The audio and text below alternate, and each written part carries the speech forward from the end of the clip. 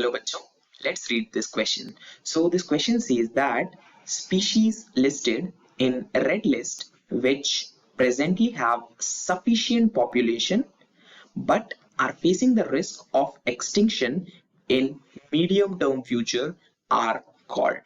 The given options are A. endangered species, B. vulnerable species, C. rare species and D. extinct species. So इस question में जो points दिए हैं उनके according ऐसी स्पीशीज जिनकी अभी के लिए सफिशिएंट पॉपुलेशन है, जिनकी अभी के लिए सफिशिएंट पॉपुलेशन है, but they are on risk of extinction.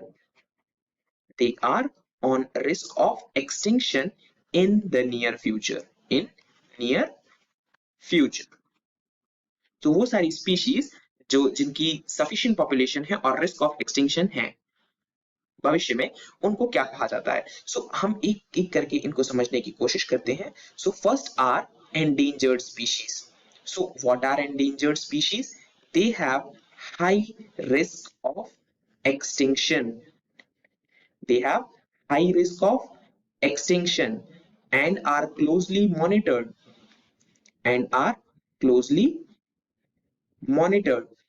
Also, they are less in number.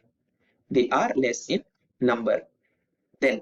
the next option is vulnerable species. So vulnerable species की sufficient population होती है, but they are on risk of extinction.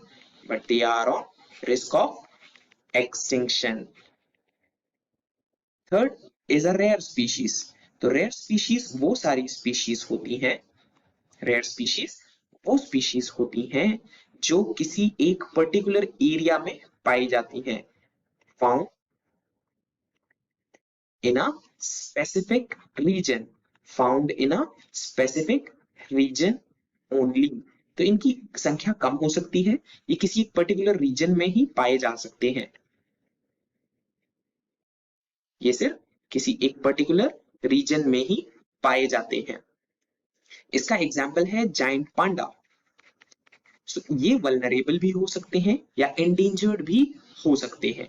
इन्हें rare species कहा जाता है. और at last जो option दिया है वो है एक्सटिंक्ट स्पीशीज, यानी कि वो सारी species that no living member of these species exist. No living member exists on earth. हर वो स्पीशीज जो पूरी तरह से अर्थ से गायब हो चुकी हैं उन्हें हम एक्सटिंक्ट स्पीशीज कहते हैं. सो इस क्वेश्चन का जो करेक्ट आंसर होगा that would be vulnerable species. यानी कि vulnerable species are those species जो जिनकी अभी के लिए तो पॉपुलेशन सफिशिएंट है, बट यदि हमने कुछ इफेक्टिव मेजर्स नहीं लिए उन्हें बचाने के लिए, so they would be at a risk of extinction in near future. I hope you understood it well. Thank you so much and all the best.